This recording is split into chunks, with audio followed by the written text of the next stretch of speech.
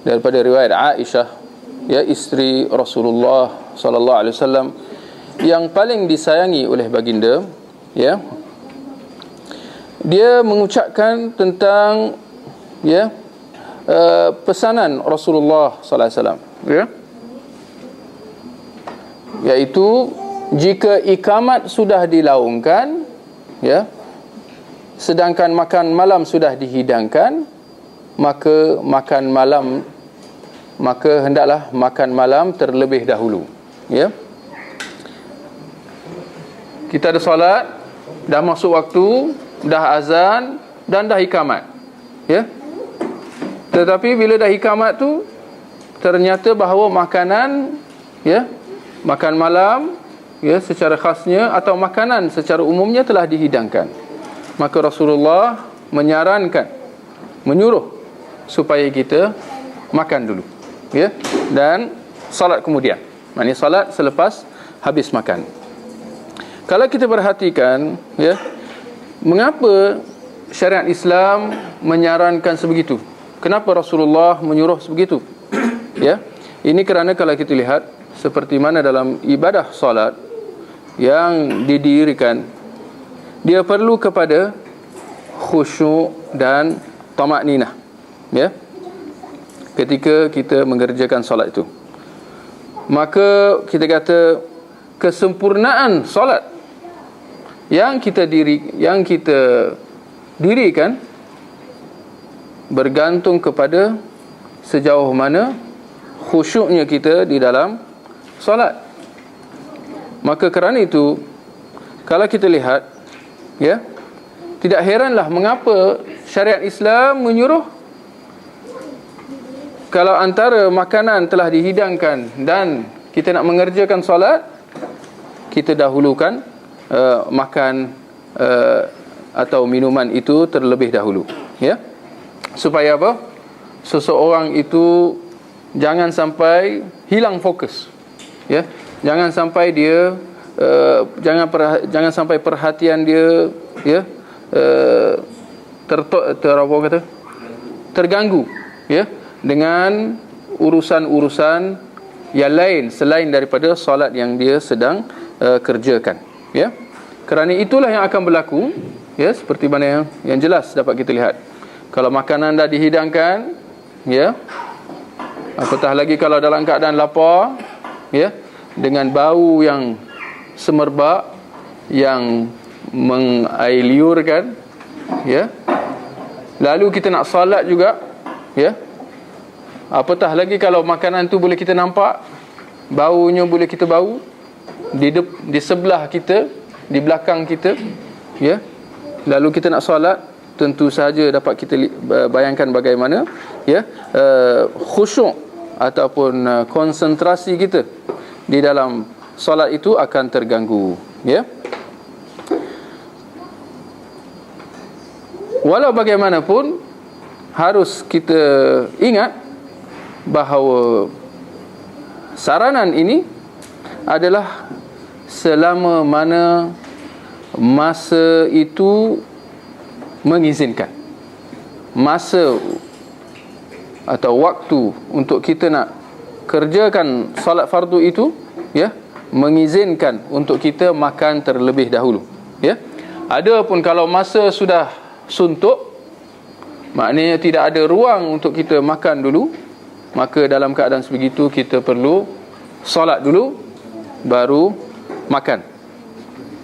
Ini berdasarkan kaedah, ya, siapa nak tulis, berdasarkan kaedah bahawa perkara sunat, ya, tidak boleh sampai, ya, menggugurkan perkara wajib. Jangan sampai kerana kita nak mengejar satu perkara sunat, kita punya kewajipan tergugur. Perkara sunat di sini apa? Kita mendahulukan makan dulu supaya dapat fokus, supaya kita dapat konsentrasi. Tapi jangan kerana kita mengejar makan sehingga waktu solat terkeluar, sehingga kita terlajak solat di luar waktu. Ya. Sedangkan solat dalam waktu adalah wajib, dan solat di luar waktu dengan sengaja adalah haram, ya, dilarang. Maka perkara sunat tidak boleh sampai, ya, menggugurkan perkara wajib. Daripada hadis ni dapat kita mengambil beberapa faedah. Kita kata yang pertama, ya, seperti mana jelas dalam hadis yang kita telah bacakan tu, bahawa makanan dan minuman, ya, sekiranya ia telah dihidangkan ketika mana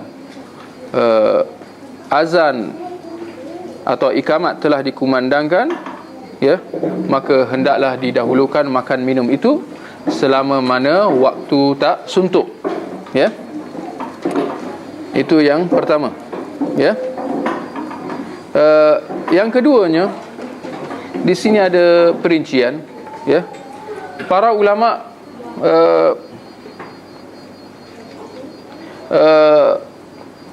ada pendapat melihat hadis ini secara umumnya, ya, bahawa sekiranya makan minum itulah dihidangkan, maka hendaklah ia didahulukan, ya, umum, ya. Tapi dalam masa yang sama ada juga pendapat melihat bahawa hanya sekiranya kita hanya mendahulukan makanan minum itu daripada mendirikan solat sekiranya kita ada keperluan kepada makan dan minum tu. Keperluan di sini maknanya apa? Dalam keadaan lapar sangatlah, ya, dah kempunan sangatlah, ya. Barakallahu fiik, ya. Khususnya kita buka puasa. Walaupun buka puasa ni dia lebih khusus lagi, ya. Tapi ini nak kata umum, ya, bukan saja buka puasa, ya, umum. Makan minum telah dihidangkan. Tapi itulah dia ada perincian dia, ya. Ada pendapat melihat bahawa hanya kalau kita ada keperluan pada makanan minum tu, dengan erti kata kita akan terganggu solat kita sekiranya kita melewatkan makan minum itu, ya.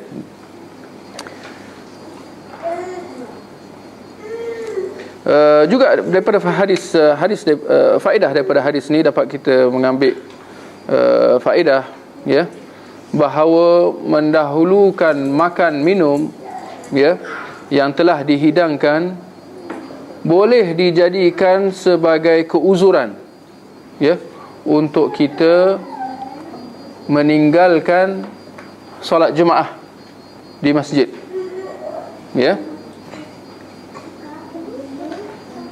Mendahulukan makanan minum, ya, yang telah dihidangkan ketika azan atau ikamat telah dikumandangkan boleh menjadi keuzuran untuk kita meninggalkan solat jemaah, ya.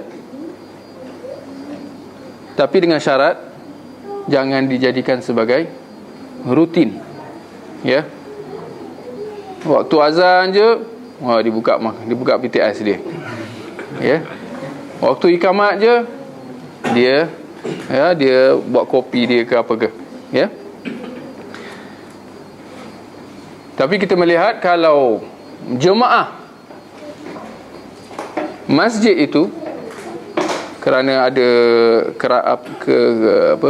ada keramaian ataupun majlis yang tertentu, mereka sama-sama mendahulukan makan minum tu, mendahulukan jamuan yang telah disediakan itu, maka di situ tak ada masalah, ya.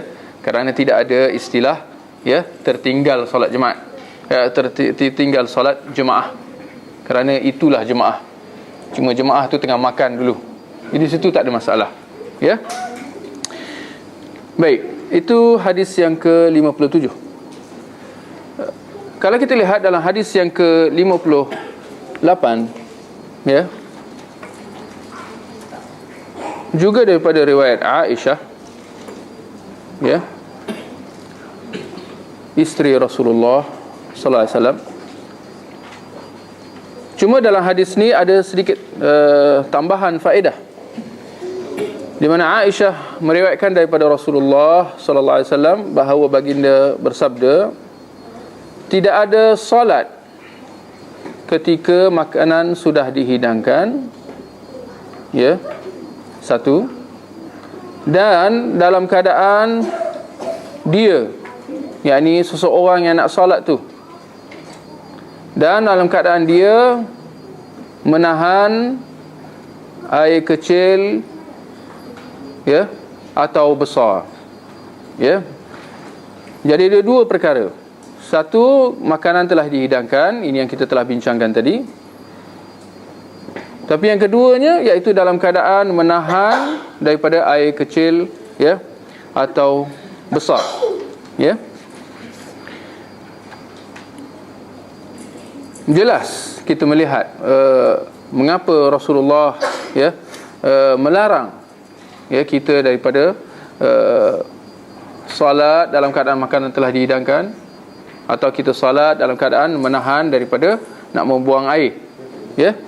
Seperti sebab yang kita telah sebutkan tadi, kerana dia akan menyebabkan fokus atau khusyuk kita terganggu ketika mengerjakan solat tu. Cuma di dalam hadis ini, ya, dan dalam hadis yang sebelum ni juga, adanya perbezaan di kalangan para ulama, ya, tentang apa yang dimaksudkan oleh Rasulullah tidak ada solat. Ini yang saya kata tadi, ada perincian tadi, di mana penterjemah kata tidak sah salat, ya. Tapi kita kata yang terbaiknya kita kekalkan pada asalnya, kita terjemah seadanya, jangan buat tambahan. Maka kita kata tidak ada solat. Kenapa? Kerana ulama berselisih pendapat. Ya, ada dua pendapat tentang apa yang dimaksudkan tidak ada solat. Ini kena perhatikan. Hakikatnya ni, masalah ni cukup penting, ya. Dan dia berkait rapat dengan banyak lagi nas-nas yang hampir serupa, walaupun mungkin dalam bab yang lain, bahkan sehingga dalam bab akidah, ya. Tetapi dia menggunakan kaedah yang sama, membuatkan ramai orang salah faham, ya. Kita lihat, tidak ada salat. Ini ayat apa? Ayat nafi. Dia menafikan sesuatu. Rasulullah menafikan apa? Salat. Apa yang dinafikan di sini? Apa maksud tidak ada salat? Ulama ada dua pendapat. Pendapat yang pertama, pendapat yang didokong oleh mazhab Zahiri. Ya, ini siapa yang mengaji fiqh, dia kena ambil tahu jugalah. Ya, jangan sampai tak tahu bahawa mazhab hakikatnya dia tidak hanya tertumpu kepada 4 mazhab, tetapi juga di antara mazhab yang dianggap ada nilainya, ya, iaitu mazhab Zahiri. Ini bukan, dia tak ada kait dengan mazhab Syiah ke apa. Tak, Syiah ni semua dah memang sesat, terkeluar dah, tak payah cerita. Tapi Zahiri ini dia juga dianggap sebagai satu mazhab yang mu'tabar, yang ada nilainya. Bahkan tokoh-tokohnya juga diiktiraf keilmuan mereka, ya.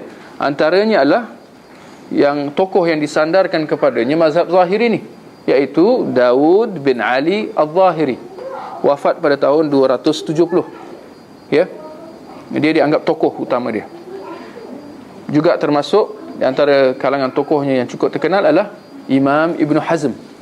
Dia datang kemudian, ya. Jadi mazhab Al-Zahiri dan juga Syekhul Islam Ibn Taymiyah, ya, seorang mujaddid, seorang tokoh yang cukup terkenal yang datang kemudian pada tahun 700 Hijrah. Mereka melihat bahawa yang dinafikan dalam ucapan Rasulullah tidak ada salat adalah, ya, kesahihan salat itu sendiri. Itu yang diterjemahkan oleh penterjemah tadi. Tidak sah salat. Apa artinya tidak sah salat? Maknanya terbatal. Jadi ini satu hukum yang berat, yang kita kena ambil perhatian. Maknanya kalau makanan tu telah dihidangkan, ya, atau orang tu tengah dalam keadaan menahan, di salat juga tak sah salat. Jadi kena ambil perhatian menurut pendapat yang pertama, ya. Walaupun adanya perbezaan di kalangan di antara mazhab Zahiri dan juga pendapat Ibn Taymiyah, mazhab Zahiri melihat bahawa dia tak sah secara mutlak, maknanya tak sah secara umumnya. Tapi Ibn Taymiyah dia mengkhususkan, dia kata hanya tak sah kalau orang itu perlu kepada makan minum tu, ya. Tapi mazhab Zahiri dia melihat secara umum.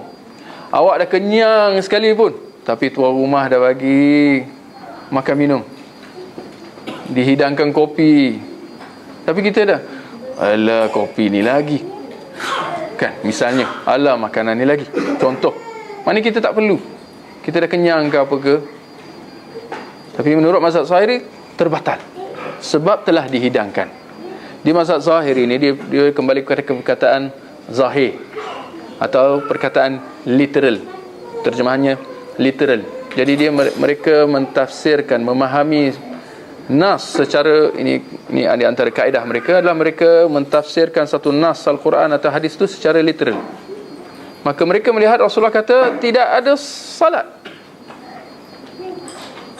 dan mereka memahami secara literal, maknanya tidak ada salat. Rasulullah menafikan salat tu. Kita salat juga Rasulullah nafikan, tak ada salat. Dengan erti kata tak sah salat tu secara umumnya, ya. Itu pendapat yang pertama, berbeza dengan pendapat yang kedua, iaitu pendapat jumhur, majoriti, ya, mazhab, ya, 4 mazhab, Hanafi, Maliki, ya, Syafi'i dan juga Hambali, ya. Mereka melihat bahawa yang dimaksudkan atau yang dinafikan dengan ucapan tidak sah atau tidak ada solat, mereka memahaminya dari sudut tidak sempurna solat, bukan tidak sah solat. Tidak sempurna solat, ya, dalam keadaan makanan telah dihidangkan, atau dalam keadaan seorang itu menahan diri daripada buang air. Apa? Tidak sempurna. Jadi mereka memahami bahawa Rasulullah sekadar menafikan kesempurnaan, bukan kesahihan salat tu. Maknanya salat tu sah, tapi tak sempurna. Itu yang dimaksudkan dengan makruh, ya. Tapi kalau pendapat yang pertama, pendapat Zahiri tadi, mereka memahaminya apa? Assalamualaikum. Kalau makanan minum dihidangkan, ini soalan kefakihan ni. Menurut pendapat Zahiri, kalau makanan telah dihidangkan atau seorang itu menahan diri daripada buang air, tapi dia salat juga, apa hukumnya? Menurut pendapat Zahiri tak sah, tapi di perbuatan itu dianggap apa? Haram. Tak sah. Macam orang salat dalam keadaan tak ada wuduk lah, tak sah, ya. Tapi dalam perbuatan itu sendiri adalah haram, ya. Berbeza dengan pendapat jumhur, mereka melihat, pendapat majoriti, mereka melihat bahawa tidaklah sampai haram, tetapi makruh, ya. Perbezaan di antara para ulama di dalam masalah ini, seperti mana yang kita telah jelaskan tadi, ini kerana pokok perselisihan ataupun pokok perbincangan di dalam suatu penafian, ya. Apakah yang dimaksudkan bila kita nafikan sesuatu? Apa yang dinafikan sebenarnya? Kalau kita kembali kepada bahasa Arab secara amnya, atau kepada bahasa syarak secara khasnya, suatu penafian itu membawa 3 maksud. Ini kena tulis, ya. Suatu penafian, bila kita kata tidak ada, atau tidak sah, atau apa juga tidak, bila kita nafikan sesuatu, dia membawa 3 maksud, ya. Atau dia membawa salah satu daripada 3 maksud. Asal satu penafian adalah dinafikan kewujudannya. Ya. Bila kita kata Ahmad tidak ada, penafian kan? Apa yang dimaksudkan di sini? Dinafikan apa? Adakah dinafikan Ahmad tidak ada, maknanya kepala dia tak ada, badan dia ada? Ada orang faham macam tu? Ya. Dia ada tapi handphone dia tak ada. Misal tak, bila orang kata Ahmad tak ada, kita akan memahami terus pada maksudnya yang pertama bahawa dinafikan kewujudannya. Dan ini yang dimaksudkan bila kita kata tidak ada Tuhan kecuali Allah. Kita nafikan apa? Kewujudan Tuhan selain daripada Allah.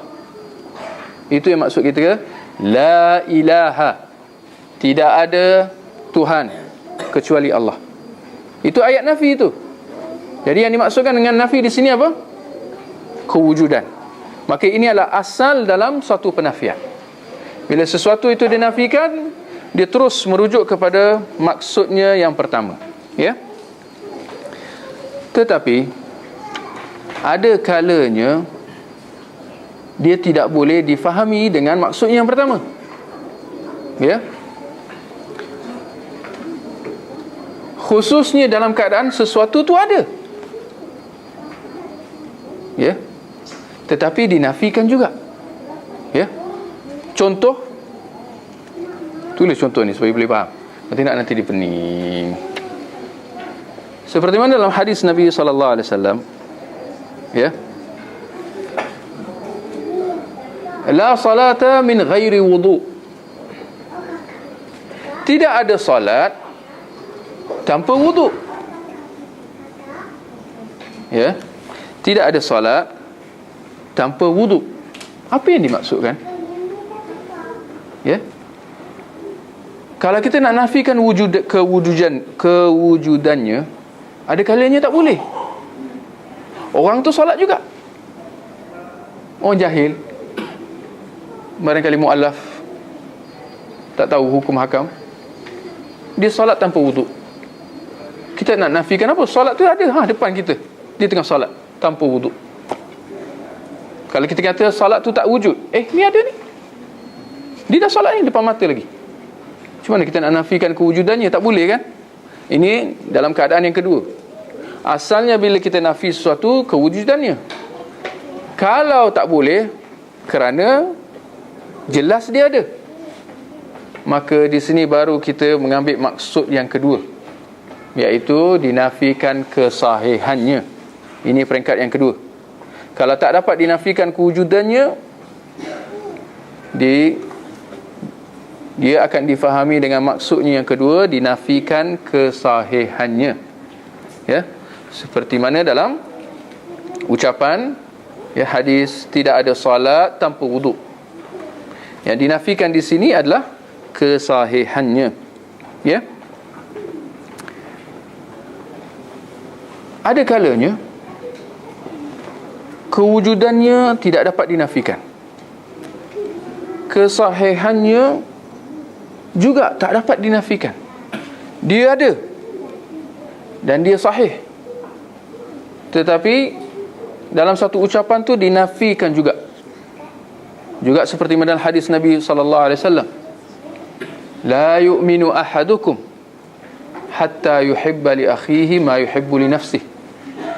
Tidak beriman seorang kamu sehingga dia cinta untuk saudaranya seperti mana dia cinta untuk dirinya. Rasulullah nafikan keimanan seorang itu. Tidak beriman seorang kamu sehingga dia cinta untuk saudaranya seperti mana dia cinta untuk dirinya. Dengan erti kata, apa yang kita ada, kita kena usaha untuk mendapatkan yang sama, yang serupa untuk saudara kita. Yang mana kita lihat pada hari ini ramai daripada umat Islam yang gagal. Ya. Mana kalau awak naik kereta BMW misalnya, keimanan kita menuntut supaya kita berusaha supaya orang keliling kita semua ada kereta yang sama. Berapa ramai yang berusaha?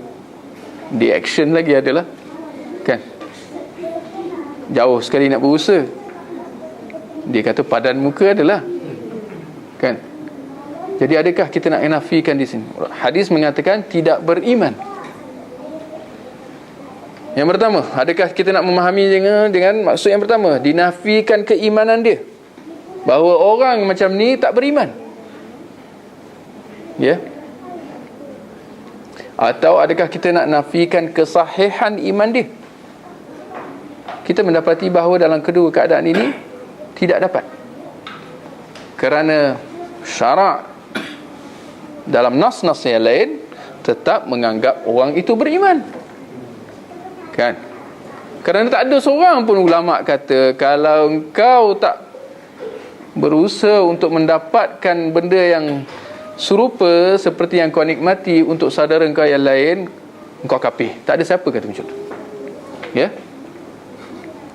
Maka ini menuntut supaya kita tak dapat lari daripada memahaminya dengan maksudnya yang ketiga, yang terakhir, iaitu yang dimaksudkan di sini, tidak beriman seseorang kamu sehingga dia cinta untuk saudaranya seperti mana dicinta untuk dirinya.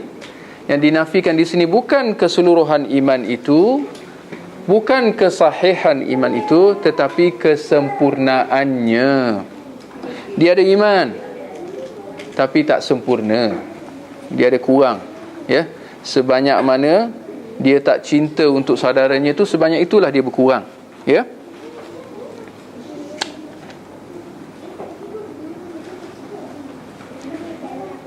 Kita boleh faham, kita bagi contoh lah. Tak tahulah dalam bahasa Melayu boleh pakai ke tidak. Tadi kita kata Ahmad, kan, ini Ali pula. Ali dah datang dah, dia ada depan kita ni. Contoh, ada siapa nama Ali? Tak ada lah, dia ada. Tapi kita kata Ali tak ada hari ni, dia ada depan kita. Tapi seorang guru tu dia kata Ali tak ada pada hari ini. Apa yang dimaksudkan oleh guru tu? Ini yang perlu kepada kefakihan. Si guru dia tak menafikan kewujudannya kerana dia ada depan mata ni, ya. Bukan tak nafikan kesahihan, dia bukan Ali ni. Tak, ni Ali.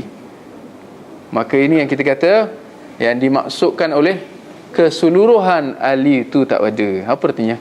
Bukan kepala dia tak ada, tak, konsentrasi dia. Dia ada badan dia, tapi kepala, fikiran dia melayang di luar. Nampak? Jadi ini yang kita kena ambil perhatian, ya, dalam kita memahami sesuatu penafian. Asalnya difahami dengan maksud yang pertama, kewujudannya. Sekiranya tak dapat, kita memahaminya pada maksud yang kedua, iaitu kesahihannya, ya. Sekiranya tak dapat, kita memahaminya dengan maksud yang ketiga, iaitu kesempurnaannya, ya. Yang ini yang membuatkan para ulama berselisih, ya. Maka pendapat yang pertama, mereka memilih maksud yang kedua, kesahihan, ya, iaitu pendapat zahiri tadi, ya. Pendapat jumhur, mereka memilih maksud penafian tidak ada salat di sini adalah dengan maksudnya yang ketiga, yang terakhir, ya, iaitu kesempurnaannya, ya. Maka ini ada perbezaan, ya, perbezaan pendapat, ya.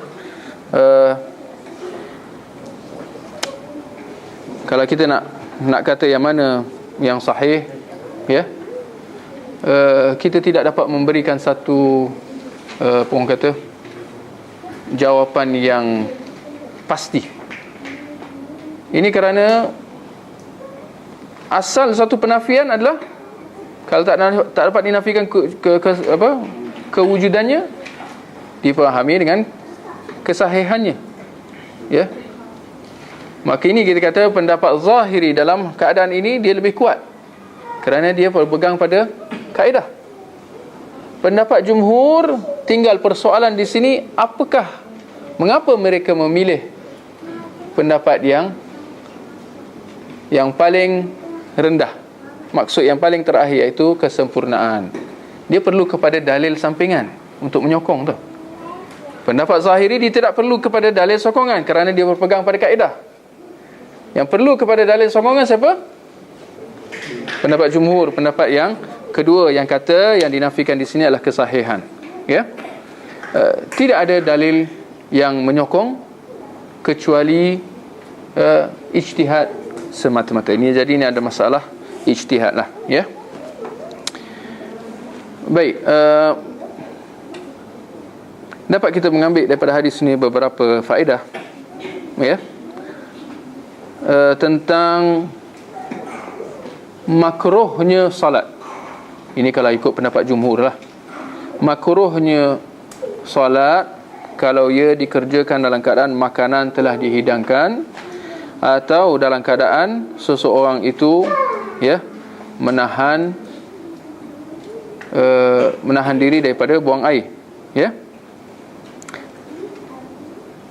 selama mana, ya, waktu tidak suntuk, ya.